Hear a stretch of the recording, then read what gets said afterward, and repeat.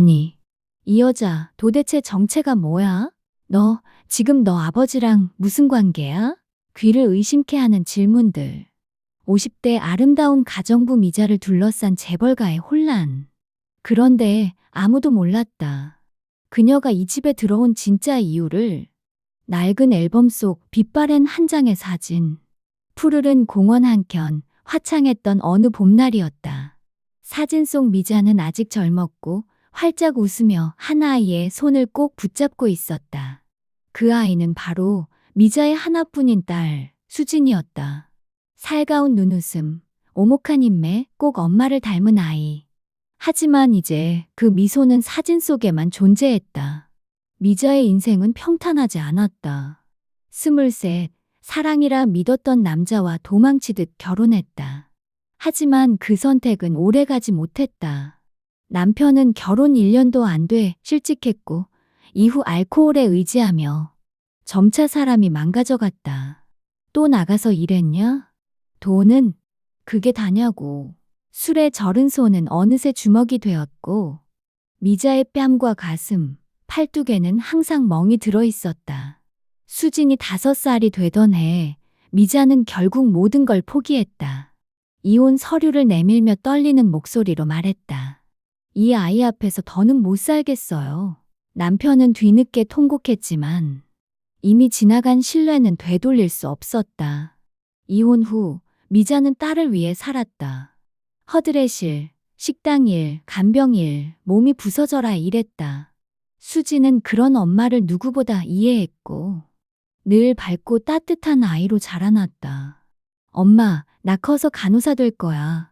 엄마처럼 사람들 도와주는 거 하고 싶어.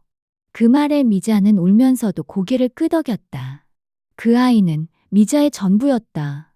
그러던 어느 날, 그날은 평소처럼 맑은 가을 오후였다. 엄마, 나 친구 만나고 금방 올게. 엄마 좋아하는 붕어빵 사올게. 그게 수진의 마지막 말이었다. 미자는 집 앞 전신주 아래 쓰러진 딸을 목격했다. 피범벅이 된 하얀 셔츠, 부러진 핸드폰. 무표정하게 멈춰버린 아이의 눈동자. 수진아. 사고였다. 한 고급 외제차가 수진을 친 뒤 아무 일 없단 듯 그대로 도망쳤다고 했다. 목격자는 있었지만 번호판은 끝자리 한 자리만 확인됐다. 그나마도 흐릿한 기억이었다. 경찰은 말만 요란했지만 결국 수사는 용의자 미확보로 종결되었다. 미자는 무너졌다. 그녀의 세상이 딸과 함께 꺼져버린 것이다. 수진의 영정을 품에 안고 밤새 소리 없이 눈물만 쏟았다. 미안해, 엄마가 지켜주지 못해서. 죽음도 수차례 고민했다. 그러나 그때 수진이 어릴 적 써준 편지 한 장이 미자를 다시 숨쉬게 했다.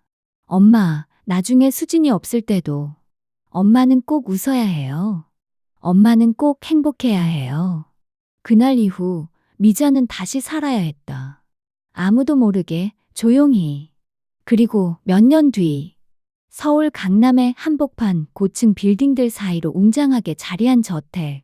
그곳은 강세훈 회장 대한민국 5대 재벌 중 하나인 강성그룹의 수장이 거주하는 집이었다. 회장의 저택은 마치 작은 궁전 같았다. 고풍스러운 대문, CCTV가 촘촘히 배치된 벽면, 검정색 정장을 입은 경비원들. 그리고 내부엔 호텔보다 정갈하게 정돈된 거실과 대리석 복도. 그날 그 대저택에 인터폰이 울렸다. 낡은 트렌치코트에 검정 펌 헤어를 단정히 말아 올린 여성이 고개를 숙인 채 섰다. 김정희, 가정부 면접 보러 왔습니다.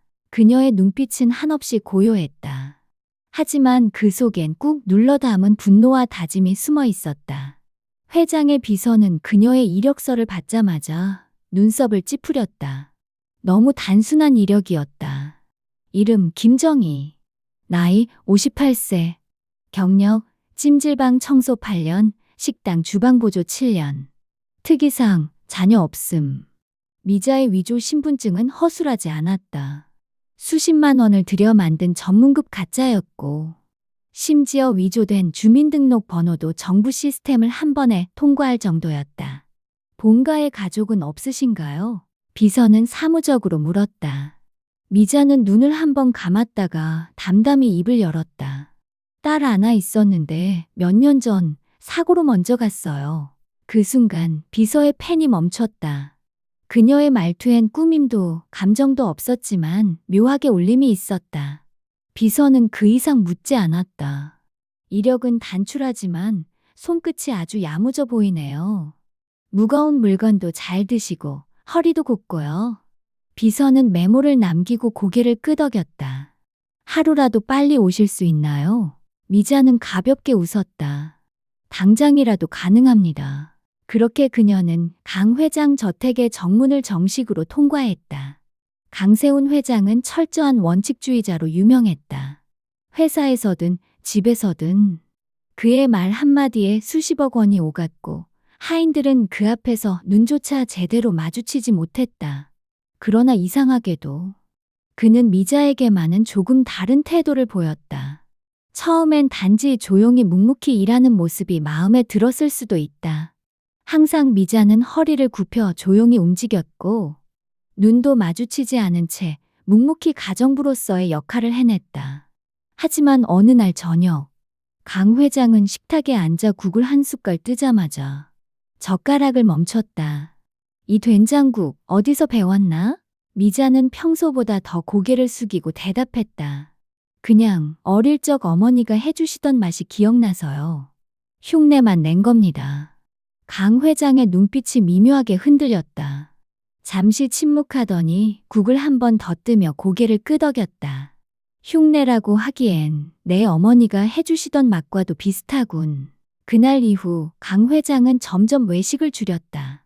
예전엔 일주일 중 서너 번은 밖에서 식사를 해결했지만 요즘은 꼭 집에 들어와 밥상을 받았다.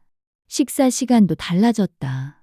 이전엔 혼자 말없이 먹고 방으로 들어가던 그가 요즘은 은근슬쩍 미자에게 말을 붙였다. 자식이 있었다 했지. 사고라고 들었네. 안타깝군. 미자는 고개를 조아리고 짧게 대답했다. 벌써 몇 년 됐습니다.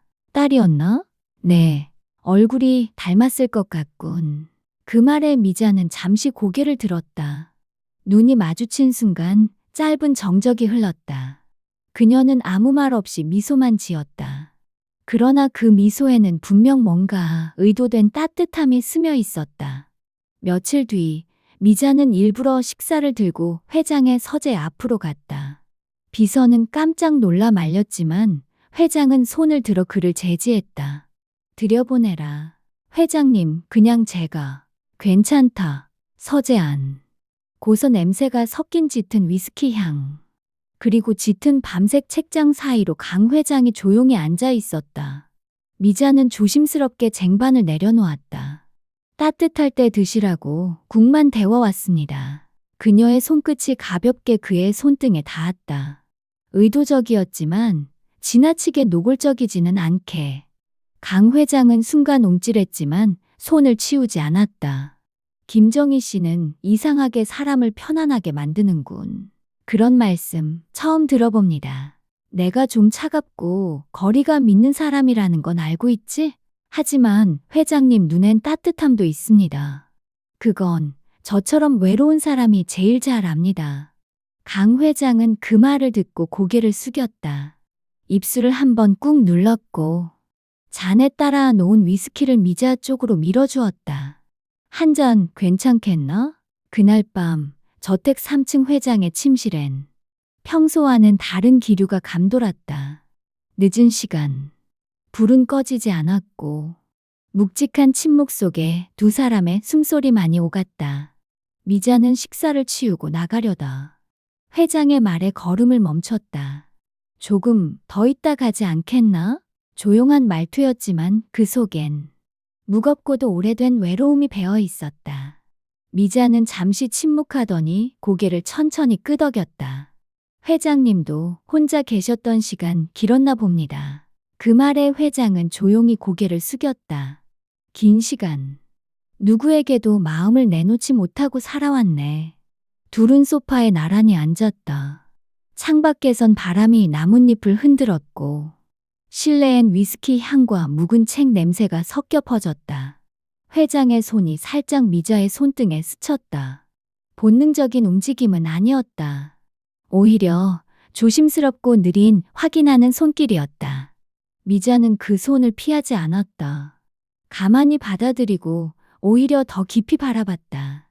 회장님도 사람입니다. 그 말에 회장은 눈을 감았다. 그리고 그날 밤 침실의 불은 쉽게 꺼지지 않았다. 누구도 소리를 높이지 않았지만 말없는 감정들이 천천히 겹겹이 쌓여갔다. 그 밤은 차가운 남자와 상처 입은 여인이 각자의 빈자리를 잠시 기대어 채우던 시간이었다. 얼마 후 그녀는 거울 앞에 섰다. 입꼬리를 살짝 올린 채 머리를 정리하며 중얼거렸다. 이제 시작이야. 미자가 가정부로 일한 지 석 달쯤 지났을 무렵 저택에 낯선 고급 세단 한 대가 조용히 들어섰다. 회장님, 영감님 아드님께서 귀국하셨답니다. 집사장의 말에 미자는 조용히 고개를 끄덕였고 얼마 후 현관문이 열리며 검정 슈트를 말끔히 차려입은 청년이 등장했다. 강지후, 강세훈 회장의 외아들. 미국 명문대 MBA 출신에 언론에도 종종 오르내리는 이른바 재벌 2세였다. 지우는 현관에서 미자를 처음 본 순간 잠시 발걸음을 멈추더니 그녀를 천천히 스캔하듯 바라봤다. 아버지, 이분이 새 가정부세요? 농담처럼 툭 던진 말. 그러나 눈빛은 가정부를 대하는 태도라고 보기엔 이상했다. 우리 집에 이렇게 고운 분이 계셨나? 정희 아주머니, 언제부터 이렇게 예뻤어요? 말투는 익살스러웠지만 그 안에는 묘하게 늘어진 여유와 험한 장난기가 섞여 있었다. 미자는 살짝 웃으며 고개를 숙였다. 과찬이세요. 며칠 후, 밤 11시가 훌쩍 넘은 시간. 모두가 잠든 저택의 1층 부엌에선 미자가 조용히 내일 아침 식사를 준비하고 있었다. 그때 계단에서 슬리퍼 소리가 들려왔다. 이 시간까지 안 주무세요? 지우였다. 모자도 안 쓴 채 머리는 헝클어져 있었고 수면 티셔츠에 트레이닝 바지를 걸친 사적인 모습 그대로였다. 그냥 물 한 잔 마시러 내려왔어요. 그는 그녀 옆에 조용히 섰다. 그리고 냉장고에서 생수를 꺼내 마시더니 의도적으로 깊이 눈을 마주쳤다. 정희 아주머니, 혹시 지금도 혼자 사세요? 미자는 잠시 멈칫했지만 표정 하나 바꾸지 않고 대답했다. 지금은 이 집 식구지요. 지우는 피식 웃었다. 아버지는 너무 엄격한 분이라 집에선 아무도 숨도 못 쉬죠. 그런데 아주머니만 보면 이 집 공기가 조금 따뜻해지는 느낌이에요. 말끝을 흐리며 그는 그녀가 다듬던 채소 바구니에 손을 올렸다. 그러다 살짝 스쳤을 뿐인데 지우는 일부러 놀란 척하며 뒤로 물러섰다. 아, 죄송. 일부러 그런 건 아니에요. 근데 정희 아주머니 향기 참 좋으시네요. 그날 이후 지우는 거의 매일 밤 부엌이나 정원에 나타났다. 아무도 없는 공간에서 그녀에게 쉴 새 없이 말을 걸고 무심한 척 옷매무새를 다듬으며 눈길을 던졌다. 심지어 한 번은 그녀가 창고에서 청소 용품을 꺼낼 때 바짝 다가서며 속삭였다. 솔직히 말해요. 이 집 남자 중 누구랑 더 잘 맞는다고 느끼세요? 아버진 너무 딱딱하시고 전 꽤 부드러운 편이에요. 그의 입꼬리는 웃고 있었지만 눈동자 속엔 호기심과 욕망 그리고 어딘지 모를 위험한 장난기가 얽혀 있었다. 하지만 미자는 단 한 번도 놀라지 않았다. 늘 그랬듯 고개를 숙이며 짧게 웃고 넘겼다. 아드님도 많이 외로우셨나 봅니다. 그러나 그녀의 눈빛은 깊고 차가웠다. 그녀는 알고 있었다. 이 남자가 누구인지, 그리고 무엇을 했는지를. 회장은 어느 날 조용히 미자에게 말했다. 당신 그냥 가정부 이상으로 느껴집니다. 그리고는 그녀의 손을 살며시 감쌌다. 미자는 눈을 피했다.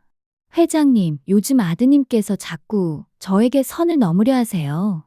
괜히 제가 곤란한 상황에 놓일까 두려워요. 강 회장은 그 순간 멈칫했다. 지우가? 미자는 고개를 살짝 숙이며 조심스럽게 덧붙였다. 사실 몇 번 밤에도 부엌까지 찾아오고 제 방 근처를 맴돌기도 했어요. 전 그냥 이 집 일을 하러 온 사람인데 괜한 오해나 소문이 생기면 안 되잖아요. 그녀의 말투는 낮고 겸손했지만 그 안엔 분명한 의도가 담겨 있었다. 그날 밤 회장은 아들 지우를 서재로 불렀다. 정희 아주머니에게 무슨 짓을 한 거냐? 지우는 갑작스러운 질문에 미간을 찌푸렸다. 무슨 짓이라니, 난 그냥 마음 표현한 것뿐입니다. 아버진 몰라도 난 그녀를 여자로 보고 있어요. 그 말에 강세우는 잔을 내려놓았다. 넌 너보다 나이 많은 가정부한테 감정이 생겼다고? 그리고 그걸 부끄러운 줄도 모르고 이렇게 떠벌려? 지우는 한숨을 내쉬었다. 아버지야말로 왜 가정부에게 그렇게 특별하게 구십니까? 아버지도 좋아하시잖아요. 그런데 왜 난 안 된다는 겁니까? 단지 제가 아들이라서? 분위기가 싸늘하게 얼어붙었다. 그 여자는 나에게 위로였어. 내가 인생에서 처음으로 따뜻하다고 느낀 존재였다고. 웃기지 마세요. 아버지는 평생 차갑고 계산적인 사람 아니었습니까?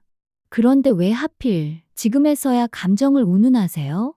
그 다음 날 아침, 저택의 정원에서는 뜻밖의 광경이 펼쳐졌다. 지우가 장미꽃 다발을 들고 미자의 앞에 무릎을 꿇은 것이다. 정희 아주머니, 아니 정희 씨, 전 진심이에요. 아버지든 뭐든 상관없어요. 전 당신이 필요해요. 미자는 주변 직원들의 시선을 의식하며 당황한 표정을 지었지만 속으로는 계획이 착착 진행되는 것에 고요하게 미소 짓고 있었다. 그 순간 현관문이 철컥 열리며 강 회장이 등장했다. 그의 눈은 아들의 고백 장면을 정확히 목격하고 있었다. 지우야, 지금 이게 뭐 하는 짓이냐? 사랑을 고백하는 겁니다. 저 가정부 아주머니가 아니라 한 사람의 여자에게요. 닥쳐라, 이 망나니야. 그 여자가 너 같은 철부지한테 감정을 줄 거라 생각하나? 내가 뭘 책임질 수 있는데? 책임. 아버지는 뭐가 그렇게 대단해서 모든 걸 결정하려 드세요? 그 여잔 내 여자야. 절대 못 뺏겨. 그날 이후 저택 안엔 묘한 기류가 흘렀다. 회장은 식사 시간마다 입을 다물었고 지우는 회장을 무시하듯 아예 외식을 선언하고 나가버리곤 했다. 직원들은 둘 사이에 무슨 일이 있었는지 알 수 없었지만 그 중심에 있는 정희, 아니 미자의 존재만은 모두 알고 있었다. 그녀는 여전히 조용하고 공손하게 일했지만 식탁에 국을 놓는 손짓 하나, 고개를 숙이는 각도 하나조차 두 남자의 눈을 자극하고 흔들었다. 지우는 점점 더 대담해졌다. 계단에서 마주치면 대놓고 미자에게 윙크했고 밤늦게 부엌에 내려와선 묘한 눈빛을 던지며 말을 걸었다. 정희 씨, 아직도 아버지 때문에 망설이는 거예요? 난 진심이에요. 절대 포기 안 해요. 그날도 마찬가지였다. 지우는 미자의 손등에 슬쩍 손을 얹었다. 그 순간이었다. 이 자식이. 회장의 고함이 저택을 울렸다. 계단 위에서 상황을 지켜보던 그가 한 걸음에 달려와 지우의 멱살을 움켜쥐었다. 내가 몇 번을 경고했지. 가정부가 아니라 여자로 본다? 미쳤구나. 지우도 물러서지 않았다. 왜요? 아버지나 나나 똑같이 그녀를 좋아하게 된 거잖아요. 아버지만 되고 나는 안 되는 이유가 뭐예요? 회장의 눈이 번뜩였다. 그녀는 너 같은 놈한테 어울리는 여자가 아니야. 아니죠. 아버지랑 있을 땐 그냥 조신하게 웃는 척하지만 사실 날 더 바라보고 있어요. 순간 미자의 표정이 싸늘해졌다. 하지만 아무 말도 하지 않았다. 그 침묵이 오히려 회장의 분노에 기름을 부었다. 지후, 이 집에서 당장 나가라. 뭐라고요? 이 집에 더 머물 자격 없다. 내가 물려줄 것도 없다. 너 같은 인간, 내 아들이 아니다. 폭풍 같던 밤이 지나고 정원엔 쌀쌀한 바람만 불고 있었다. 회장은 의자에 앉아 있었다. 그의 눈가는 며칠 새 더 깊이 꺼져 있었고 손엔 떨리는 듯한 담배 한 개비가 들려 있었다. 미자가 조용히 다가왔다. 따뜻한 차 한 잔을 내밀며 입을 열었다. 지호 씨는 괜찮을까요? 회장은 담배를 끄며 한숨을 쉬었다. 그 아이가 그렇게 삐뚤어질 줄 몰랐소.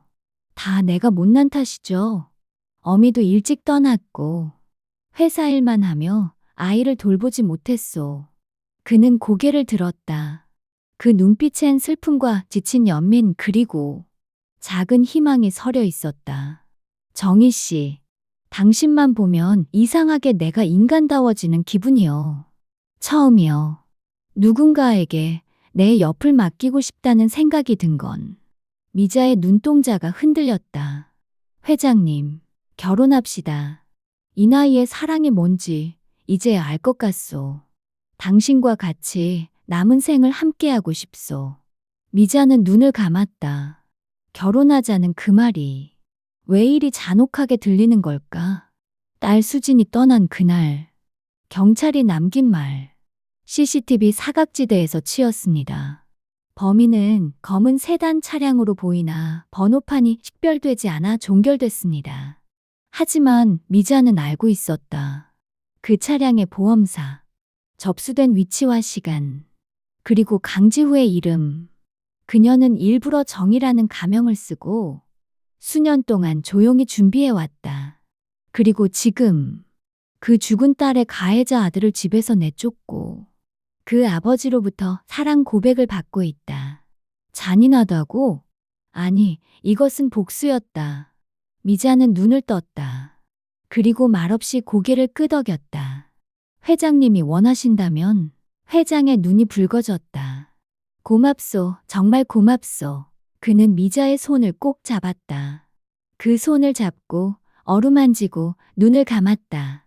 하지만 미자는 그 따뜻한 손을 느끼며 속으로 이렇게 되뇌었다. 이제 시작이에요.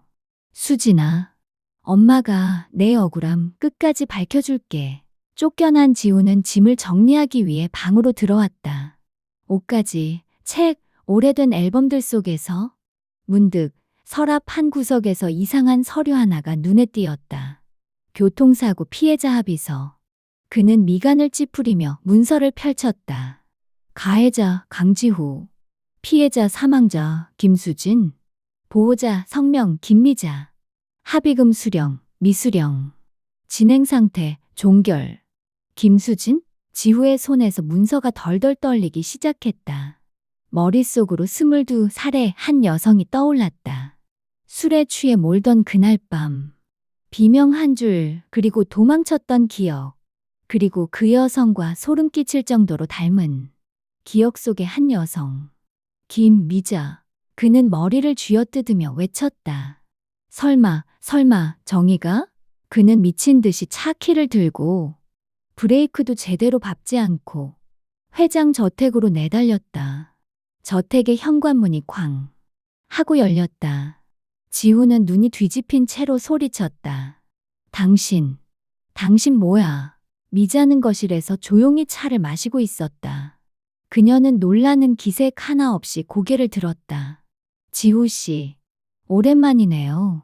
김미자, 김수진, 그게 당신 딸이었어? 지우는 벌벌 떨며 문서를 내밀었다. 나한테 접근한 거 전부 일부러였던 거야. 미자는 조용히 일어섰다. 그리고 단단한 눈빛으로 그를 응시했다. 그래, 나는 김미자야.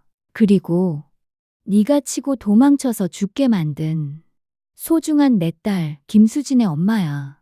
지우는 그 자리에 주저앉았다. 입을 벌렸지만 아무 말도 나오지 않았다. 그는 허공에 대고 말을 더듬었다. 그게 그냥 교통사고였고 난 미성년이었고 넌 22살이었다. 내 딸도 22살이었어. 미자는 한 발짝 다가섰다. 너는 합의서를 찍고 도망쳤고 너희 아버지는 그걸 은폐했지. 보험사, 변호사, 경찰까지 다 입막음했고 지우는 눈물을 흘리며 고개를 떨궜다. 왜 이제 와서? 미자의 얼굴엔 사람 같은 웃음이 번졌다. 왜냐고? 지옥을 천천히 보여주고 싶었거든. 이튿날 아침, 강지우는 경찰서에 자진 출두했다. 그는 수사관 앞에서 10년 전에 뺑소니 사고와 아버지의 은폐, 변호사의 조작까지 모든 걸 털어놓았다. 언론은 발칵 뒤집혔다. 재벌가 상속자, 살인 은폐 고백, 10년간 묻힌 김수진 뺑소니 사건의 진실, 가해자 아들, 피해자 엄마에게 청혼까지. 그날 밤 강 회장은 TV 뉴스 속 아들의 자백을 보다 심장을 부여잡고 쓰러졌다. 바로 중환자실로 옮겨졌지만 의식은 돌아오지 않았다. 회장의 쓰러짐과 동시에 주가는 반토막 났고 강가 그룹은 최대 위기를 맞았다. 며칠 뒤 미자는 짐을 싸들고 저택을 떠나기 직전 병상에 누운 회장을 마지막으로 찾아갔다. 그는 의식은 없었지만 눈꺼풀이 가늘게 떨리고 있었다. 미자는 조용히 그의 곁에 앉았다. 당신의 아들은 제 딸을 죽였습니다. 눈가에 눈물이 맺혔지만 그녀는 끝까지 말을 이었다. 하지만 당신은 저에게 사람이 되는 법을 가르쳐 주셨어요. 따뜻한 말 한마디, 손을 잡아주는 거, 한 그릇 된장국으로도 누군가를 위로할 수 있다는 걸. 그녀는 살며시 그의 손을 잡았다. 전 당신을 용서하겠습니다. 그것이 제 아이를 위한 마지막 선물일지도 모르니까요. 하지만 그녀의 눈빛은 차가웠다. 하지만 당신의 아들은 법 앞에 반드시 벌을 받아야 합니다. 그날 이후 미자는 더 이상 정의도 가정부도 아니었다. 그녀는 작은 원룸에서 홀로 살며 딸 수진의 이름으로 장학재단을 세웠고 가끔 라디오에 사연을 보내는 평범한 중년 여성이 되었다. 그리고 어느 날 그녀는 딸의 묘지 앞에서 이렇게 중얼거렸다. 수진아, 이제야 내 억울함을 조금 풀었구나. 엄마는 괜찮아. 엄마는 사람이 되었단다. 그녀의 복수는 끝났고 그녀의 인생은 이제야 시작이었다.